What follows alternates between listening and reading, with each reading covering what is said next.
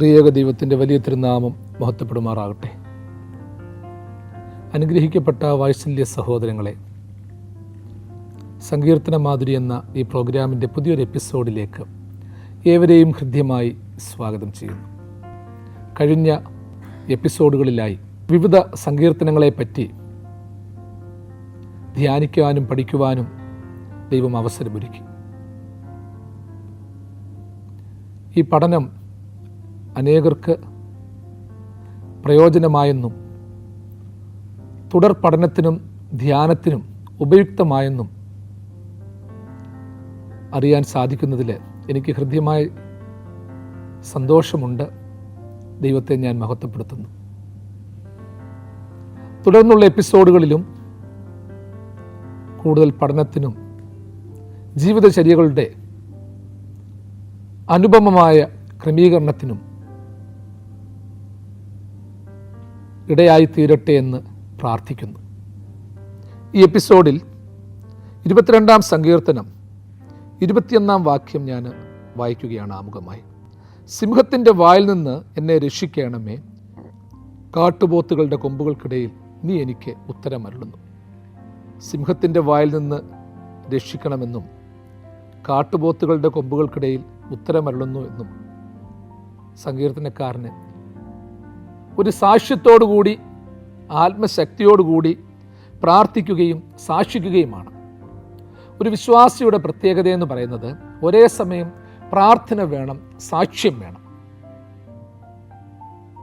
അതായത് അർത്ഥനയല്ല പ്രാർത്ഥന, നിലവിളി മാത്രമല്ല പ്രാർത്ഥന, യാചക മനസ്സല്ല ഭക്തന്റെ മനസ്സ്. അർത്ഥിക്കുകയും ചെയ്യുന്നു, സാക്ഷിക്കുകയും ചെയ്യുന്നു. സിംഹത്തിൻ്റെ വായിൽ നിന്ന് നീ എന്നെ രക്ഷിക്കണമേ എന്ന് പ്രാർത്ഥിച്ച ദാവീദ് തുടർന്ന് കാട്ടുപോത്തുകളുടെ കൊമ്പുകൾക്കിടയിൽ ഉത്തരമരുളുന്നു എന്നുള്ള സാക്ഷ്യവും പറയുന്നു. സിംഹത്തിൻ്റെ വായിൽ നിന്ന് എന്നെ രക്ഷിക്കണമേ എന്ന് പറയുമ്പോൾ അസാധ്യമായൊരു സംഗതിയിൽ നിന്ന് ദൈവം രക്ഷിക്കണമെന്ന് പ്രാർത്ഥിക്കുകയാണ്. സിംഹത്തിൻ്റെ വായിൽ പെട്ട് കഴിഞ്ഞാലും ഞാൻ പലപ്പോഴും ഇതിലോർത്തോണം ഹൃദയംഗമായിട്ട് ചിന്തിക്കേണ്ട ഒരു കാര്യം, സിംഹത്തിൻ്റെ വായിൽ നിന്ന് രക്ഷിക്കണമേ എന്ന് പറയുമ്പോൾ എൻ്റെ മുൻപിൽ സിംഹമുണ്ട്, ഞാൻ അതിന് ഇരയാകാനുള്ള സാധ്യതയുണ്ട്. എൻ്റെ ജീവിതചര്യകളും ചുറ്റുവട്ടങ്ങളുമൊക്കെ എന്നെ സിംഹത്തിൻ്റെ വായിലേക്ക് നയിക്കുന്നുണ്ട്. എൻ്റെ അധരങ്ങളും എൻ്റെ ചിന്തകളും എൻ്റെ വാക്കുകളും ഭൗതികമായ പ്രതിധ്വനികളുമൊക്കെ എന്നെ നയിക്കുന്നത് സിംഹത്തിൻ്റെ അടുക്കൽ നിന്ന് അകലത്തേക്കല്ല, മറിച്ച് സിംഹത്തിലേക്കാണ്, ഉപദ്രവത്തിലേക്കാണ് എന്നെ നയിക്കുന്നത്. ഞാൻ അവിടേക്ക് അകപ്പെട്ടു പോയിട്ടുണ്ട്. അപ്പം പറയുകയാണ്, ദൈവമേ, സിംഹത്തിൻ്റെ വായിൽ നിന്ന് എന്നെ രക്ഷിക്കണമേ. അങ്ങനായി പോയി ഞാൻ, അതുകൊണ്ട് എന്നെ രക്ഷിക്കണമേ. അത് കേൾക്കുന്നവൻ ചിന്തിക്കും, സിംഹത്തിൻ്റെ വായിൽ നിന്ന് നിന്നെ എങ്ങനെയാ ദൈവം രക്ഷിക്കുന്നത്? രക്ഷപ്പെടുമോ? സിംഹം മഹാശക്തനല്ലേ, രക്ഷപ്പെടാൻ പറ്റുമോ?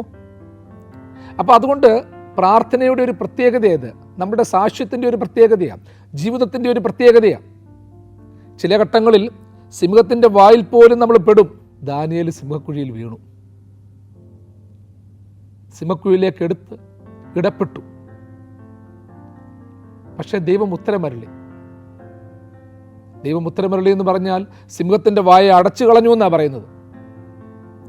രാജാവിൻ്റെ സിംഹത്തിൻ്റെ ആ കൂട്ടിലേക്കാണ് വിശ്വാസത്തിനു വേണ്ടി പ്രാർത്ഥനയുടെ അനുഭവത്തിൽ നിന്നതിനാൽ ദാനിയേലിനെ എറിയപ്പെട്ടത്.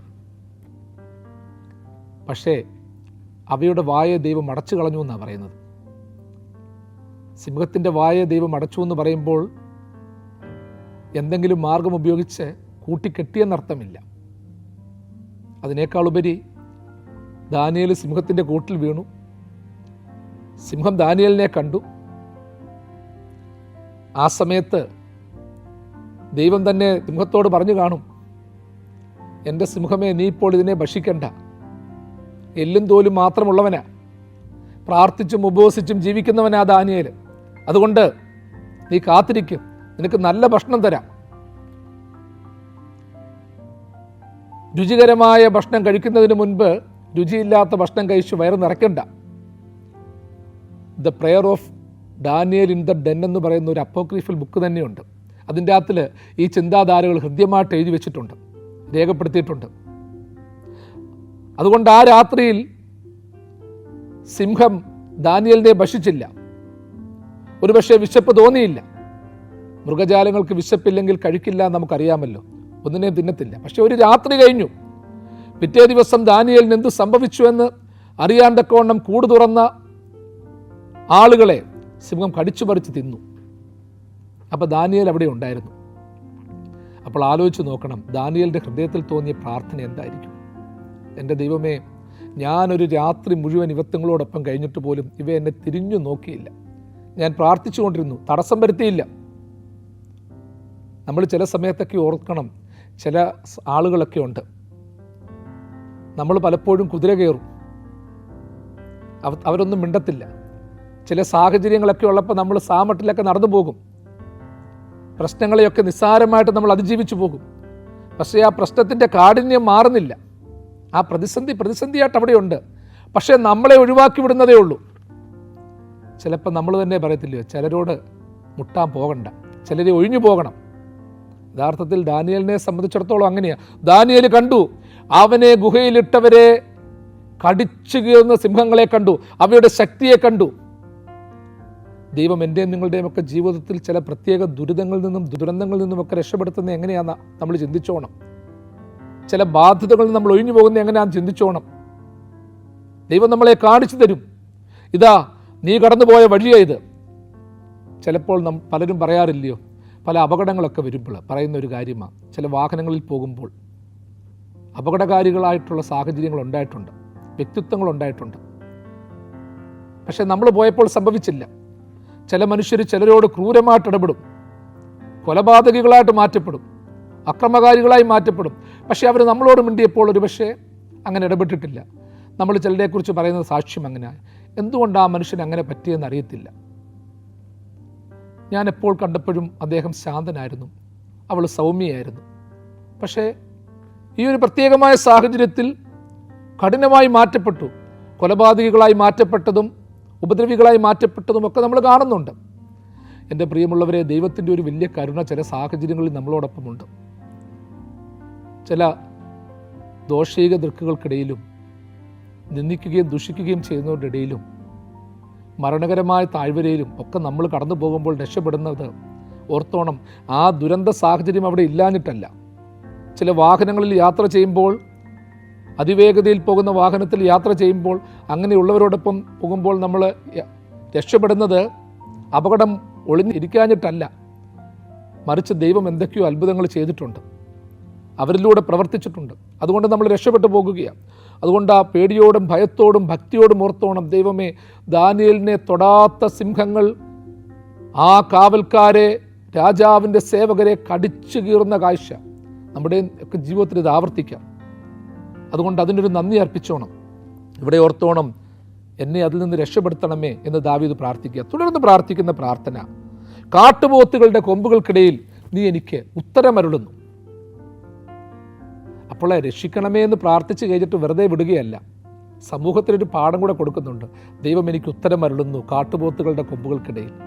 നമ്മൾ പലപ്പോഴും കേൾക്കുന്ന ഒരു പ്രാർത്ഥനയായത്, കാട്ടുപോത്തുകളുടെ കൊമ്പുകൾക്കിടയിൽ ദൈവം എനിക്ക് ഉത്തരമരുളുന്നു. പലരുടെയും പ്രാർത്ഥനകളിൽ പ്രാർത്ഥനാ വാചകമായിട്ട് കടന്നു വരുന്നതാണ്, കാട്ടുപോത്തുകളുടെ കൊമ്പുകൾക്കിടയിൽ ഉത്തരമരുളുന്നു. നിങ്ങൾ കാട്ടുപോത്തിനെ കണ്ടിട്ടുണ്ടോ? കണ്ടിട്ടുള്ളവർക്കറിയാം, കാട്ടുപോത്ത് നല്ല ശക്തിയുള്ള ജീവിയാണ്.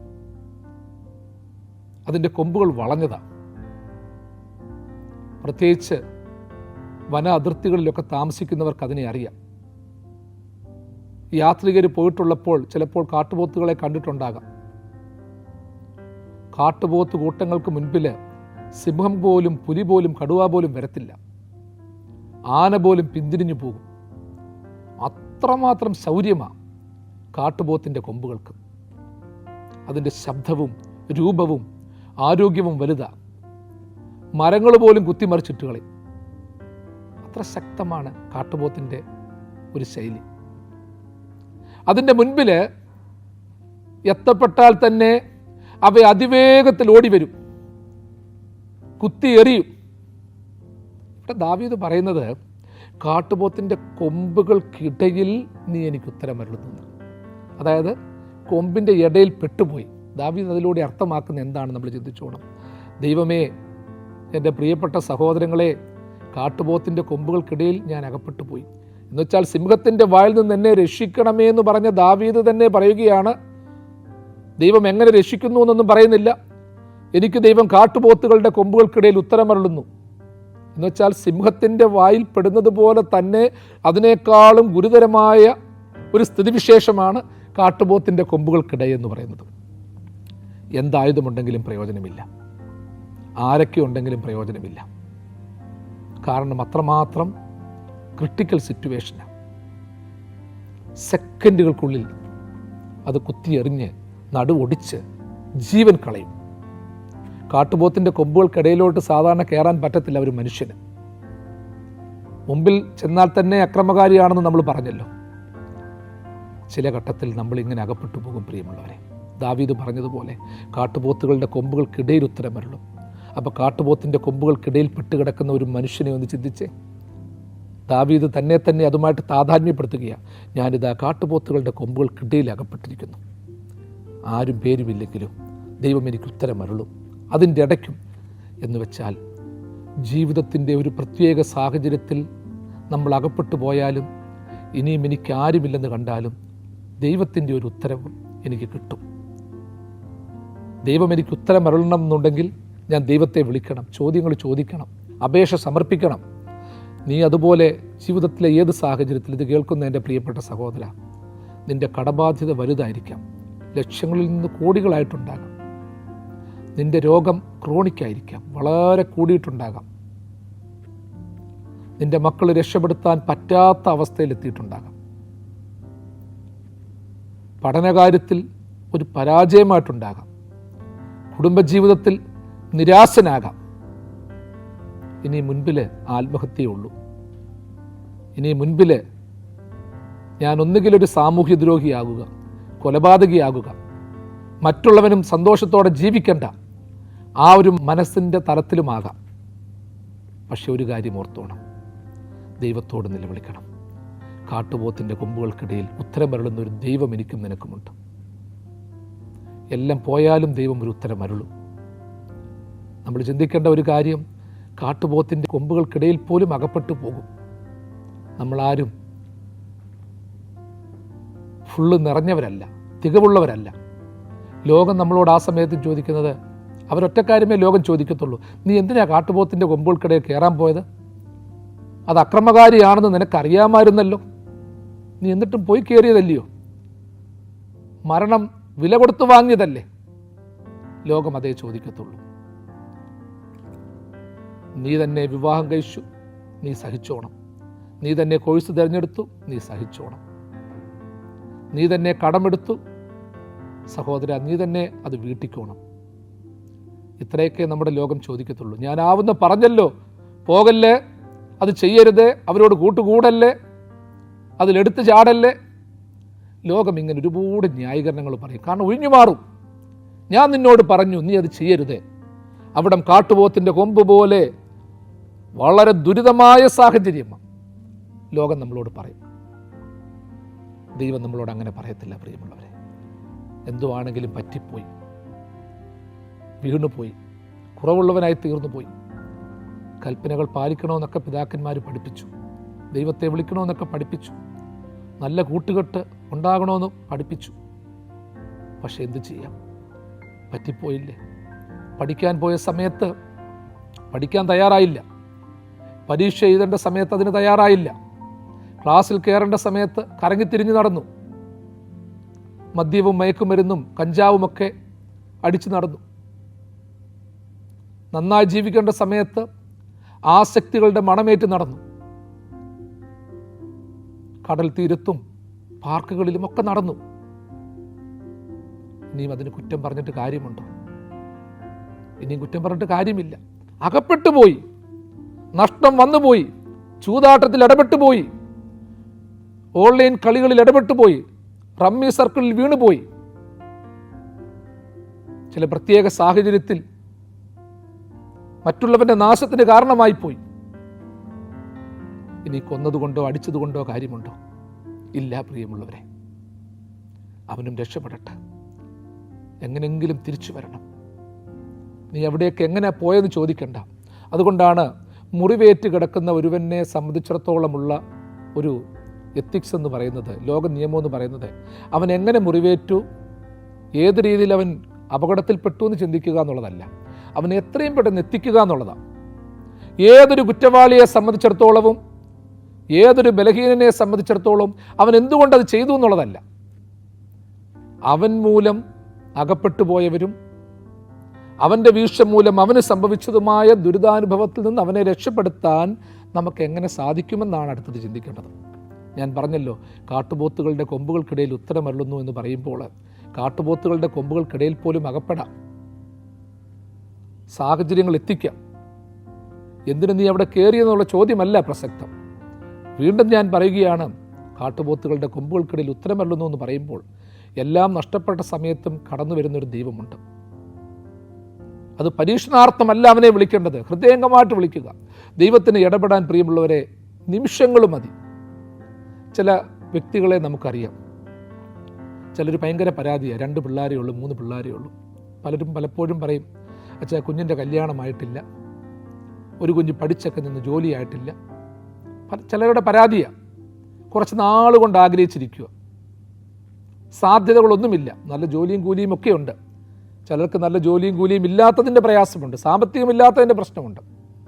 പക്ഷേ ചിലർക്ക് ഇതൊക്കെ നടക്കുന്നുണ്ടല്ലോ, വർഷങ്ങൾ നടക്കാതിരിക്കുക, പെട്ടെന്നാണ് നടക്കുന്നത്, നിമിഷങ്ങൾക്കുള്ളില്ല. ഇരിക്കുന്നിരിപ്പിൽ ചിലപ്പോൾ ആരുടെയെങ്കിലും സ്നേഹിതരുടെ ഒറ്റ ഫോൺ കോളാണ്, പെട്ടെന്ന് നിമിഷങ്ങൾക്കുള്ളിലാണ് വരുന്നത്. നമ്മളോട് ഈ പ്രയാസങ്ങളൊക്കെ പറഞ്ഞുകൊണ്ടിരിക്കുകയാണ്. അതിന് തുടർന്ന് പെട്ടെന്ന് മിനിറ്റുകൾക്കുള്ളിൽ ചിലപ്പോൾ അറിയാതെ ഒരു ഫോൺ കോൾ വരികയാണ്, അത് നിൻ്റെ CV ഒന്ന് അയച്ചതാ, അല്ലെങ്കിൽ ഇതുപോലൊരു ഇങ്ങനത്തൊരു പെൺകൊച്ച് നിപ്പുണ്ട്, ഒരു ചെറുക്കൻ നിപ്പുണ്ട്, അത് നോക്കണം. പെട്ടെന്നാണ് ചില വിളികളൊക്കെ വരുന്നത്. നമ്മൾ അതുപോലെയുള്ള സാഹചര്യങ്ങൾ, അത്രയും ഇല്ലാത്ത സാഹചര്യങ്ങളൊക്കെ തേടിപ്പോയിട്ടുണ്ട്. അത്രയും നല്ല ജോലി വേണ്ട, അത്രയും നല്ല വിവാഹബന്ധം വേണ്ട എന്നൊക്കെ ചിന്തിച്ചിട്ടുണ്ട്. പക്ഷേ ദൈവം ചിലപ്പോൾ ക്രമീകരിക്കുന്നത് അതിനേക്കാളുമൊക്കെ അപ്പുറമായിട്ടുള്ള ചില സാഹചര്യങ്ങളാണ്. കാട്ടുപോത്തിൻ്റെ കൊമ്പുകൾക്കിടയിൽ ഉത്തരമരുളുന്നു എന്ന് പറയുമ്പോഴാണ്. മൂന്നാമത് പ്രിയമുള്ളവരെ, ചില സാക്ഷ്യങ്ങൾ നടത്തണം. നീയും ഞാനും മാത്രം അനുഭവിച്ചാൽ പറ്റത്തില്ല, മറ്റുള്ളവരോട് പറഞ്ഞു കൊടുക്കണം. ഞാൻ കാട്ടുപോത്തുകളുടെ കൊമ്പുകൾക്കിടയിൽ ദൈവത്തിൻ്റെ സ്വരം കേട്ടു എന്ന് പറയുമ്പോൾ അതിനൊരു വലിയ സാക്ഷ്യമുണ്ട്. ആ സമയത്ത് ഞാൻ കാട്ടുപോത്തിനെ പേടിക്കുന്നില്ല, അതിൻ്റെ കൊമ്പിൻ്റെ ഇടയിലാന്ന് ഓർക്കുന്നില്ല. എനിക്ക് എൻ്റെ ദൈവത്തിൻ്റെ കരങ്ങളിലാണെന്നുള്ളൊരു ചിന്ത, എൻ്റെ ദൈവത്തോടൊപ്പമാണെന്നുള്ള ചിന്ത, അവൻ്റെ മടിത്തട്ടിലാണെന്നുള്ളൊരു ചിന്ത. കാട്ടുപോത്തിൻ്റെ കൊമ്പുകൾക്കിടയിൽ ദൈവത്തെ വിളിക്കാൻ നമുക്ക് പറ്റുന്നുണ്ടോ? ദൈവത്തോടൊപ്പമായിരിക്കാൻ സാധിക്കുന്നുണ്ടോ? കാട്ടുപോത്തിൻ്റെ കൊമ്പുകളെയും അതിൻ്റെ ഇടയിലുള്ള വാസത്തെയും മുൾപ്പടർപ്പായി കാണാതെ, ശാപമായി കാണാതെ, ദൈവത്തിൻ്റെ മടിത്തട്ടായി കണ്ട്, സിംഹാസനമായി കണ്ട്, ഇരിപ്പിടമായി കണ്ട് ദൈവത്തെ സ്തുതിച്ചു കഴിഞ്ഞാൽ ആ ഉത്തരം നമുക്ക് കേൾക്കാൻ പറ്റും. അതിൻ്റെ കൊമ്പുകൾക്കിടയിൽ നിന്ന് അയ്യോ പത്തോ എന്ന് വിളിക്കാതെ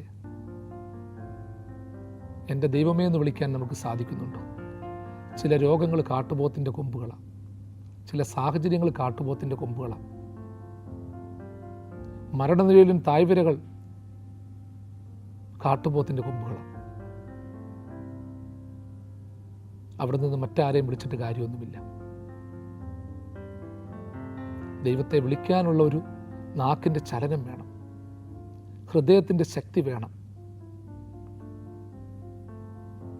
ഓം ഗ്രീം കുട്ടിച്ചാത്ത ഓം ഗ്രീം എന്ന് മായാവിയിലെ രാജുവും രാധയും വിളിച്ചു പറയുന്നതിനേക്കാളും, വിളി കേൾക്കുന്നതിനേക്കാളും, മായാവി വരുന്നതിനേക്കാളും എളുപ്പം ദൈവം കടന്നു വരും. പ്രിയമുള്ളവരെ,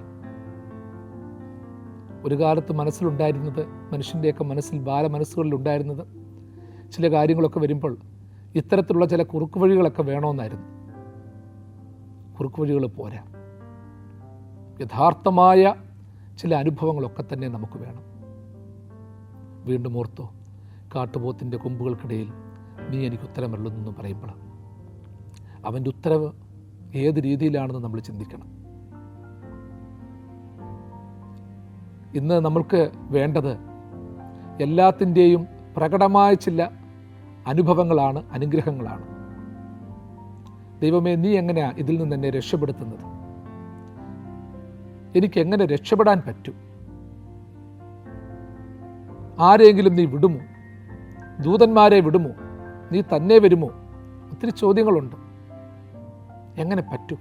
നമ്മളൊക്കെ പ്രിജുഡൈസ്ഡ് മെൻറ്റാലിറ്റി ഉള്ളവരാ, മുൻവിധികളോടിരിക്കുന്നവരാ. എങ്ങനെയാ പറ്റുന്നത്? ചിലപ്പോൾ നമ്മൾ പറയത്തില്ല, ഇനി ആർക്കും പറ്റത്തില്ല, ഒന്നിനെ കൊണ്ടും പറ്റത്തില്ല, എന്നെക്കൊണ്ട് പറ്റത്തില്ല, എന്നെക്കൊണ്ട് പറ്റാത്തത് കൊണ്ട്, എൻ്റെ ബുദ്ധി കൊണ്ട് പറ്റാത്തത് കൊണ്ട് ഒരു രീതിയിലും നടക്കത്തില്ല. ഇന്ന് നമ്മൾ ചിന്തിച്ചു പോകുന്നത് അങ്ങനല്ലേ? എൻ്റെ പ്രിയപ്പെട്ട സഹോദരങ്ങളെ, ഒരു കാര്യം നമ്മൾ ഹൃദയപൂർവ്വം ഓർത്തുകൊള്ളണം, മനസ്സുകൊണ്ടും ചിന്ത കൊണ്ടും ഓർത്തുകൊള്ളണം. കൊമ്പിൻ്റെ ഇടയിലായിരുന്നാലും പ്രാർത്ഥിക്കാനുള്ള ചില സാഹചര്യങ്ങൾ വിട്ടുകളയരുത്. പ്രിയപ്പെട്ടവനെ, പ്രിയപ്പെട്ടവളെ, നീ ഇപ്പോൾ ആശുപത്രി കിടക്കയിലാണെങ്കിലും അവിടെ കിടന്നുകൊണ്ടും വിളിച്ചു. തളർന്നു കിടക്കുകയാണെങ്കിലും അവിടെ കിടന്ന് വിളിച്ചു. ഇതെല്ലാം ഓരോ കൊമ്പുകളാണ്.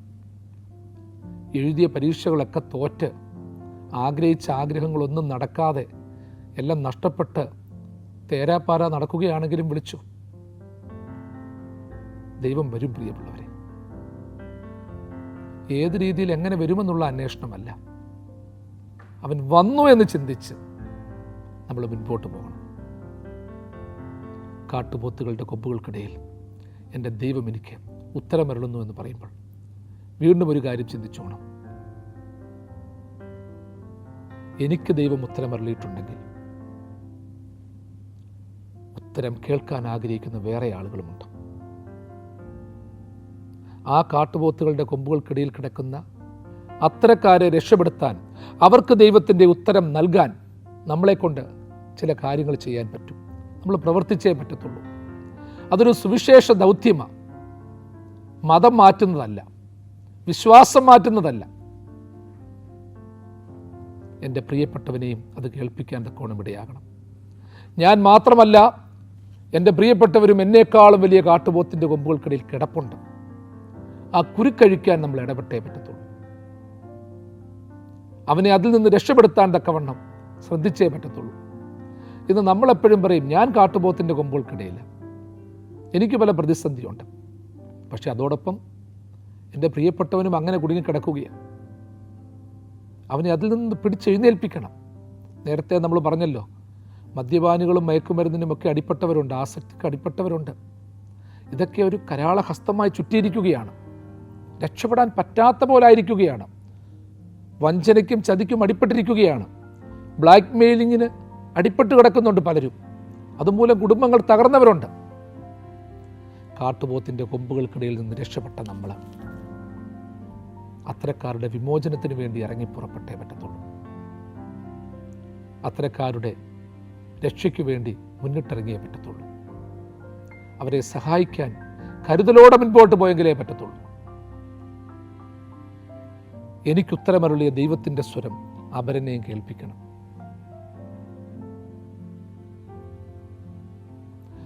അൻപിൻ രൂപി യേശുനാഥ, നിന്നിഷ്ടമെന്നിഷ്ടമാക്കാം.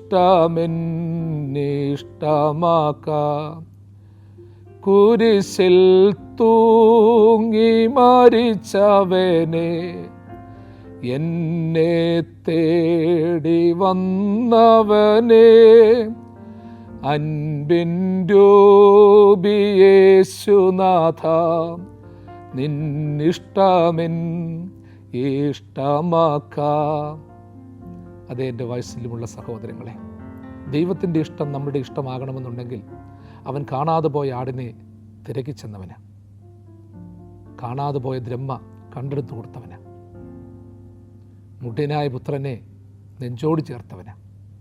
ആ ദൈവത്തിൻ്റെ സുവിശേഷമാണ് ഇന്ന് ലോകത്തിൻ്റെ ഇടയിൽ നമ്മൾ അറിയിക്കേണ്ടത്. എൻ്റെ പ്രിയപ്പെട്ടവനെ, നിൻ്റെ വലിയ ടെൻഷനുകളാകുന്ന, വലിയ നഷ്ടങ്ങളാകുന്ന, ബാധ്യതകളാകുന്ന, വേദനകളാകുന്ന, ആശങ്കകളാകുന്ന, ആസക്തികളാകുന്ന ഏതു വലിയ കാട്ടുപോത്തിൻ്റെ കൊമ്പുകൾ ചുറ്റുവട്ടത്തിലുണ്ടെങ്കിലും അതിനപ്പുറമായ പ്രതീക്ഷയുടെ ഒരു വെളിച്ചം കാണുവാനിടയാകണം. കാട്ടുപോത്തിൻ്റെ കൊമ്പുകൾക്കിടയിൽ എൻ്റെ ദൈവം എനിക്ക് ഉത്തരമരുളുന്നു എന്ന് പറയുമ്പോൾ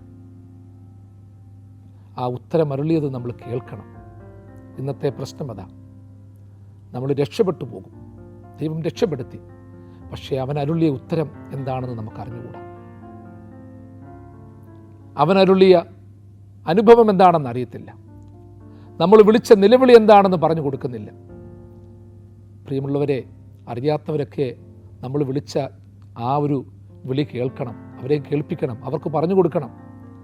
നമ്മൾ കേട്ട ഉത്തരം നമ്മൾ മാത്രം അനുഭവിച്ചാൽ പോരാ, അപരൻ്റെ സമൂഹത്തിലേക്കും ചുറ്റുവട്ടത്തിലേക്കും പങ്കുവെച്ചു കൊടുക്കണം.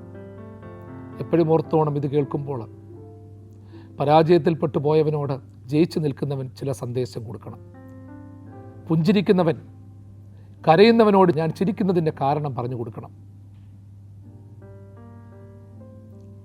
അല്പമേ ഉള്ളെങ്കിലും സംതൃപ്തിയോടെ ഇരിക്കുന്നവൻ, എല്ലാം ഉണ്ടായിട്ടും സംതൃപ്തി നഷ്ടപ്പെട്ടവനോട് തൻ്റെ സംതൃപ്തിയുടെ രഹസ്യം പകർന്നു കൊടുക്കണം. ഏകാന്തതയിലിരുന്ന് വലിയ സമൂഹ മധ്യത്തിലാണെന്ന് ചിന്തിക്കുന്നവൻ, എല്ലാവരുടെ ഇടയിലും ഒറ്റപ്പെട്ടു പോയവനോട് തൻ്റെ ആ ഒരു ജനബാഹുല്യത്തെപ്പറ്റി, അനുഭവ ബാഹുല്യത്തെക്കുറിച്ച് പറഞ്ഞു കൊടുക്കണം. ദൈവത്തിൻ്റെ പരിശുദ്ധാത്മാവ് ആ പ്രത്യാശയിലായിരിക്കാനും പ്രത്യാശയിൽ അനേകരെ നയിക്കുവാനും ഏവരെയും സഹായിക്കട്ടെ. തൻ്റെ വലങ്കരം നീട്ടി നിങ്ങളെല്ലാവരെയും വാഴ്ത്തി അനുഗ്രഹിക്കുമാറാകട്ടെ.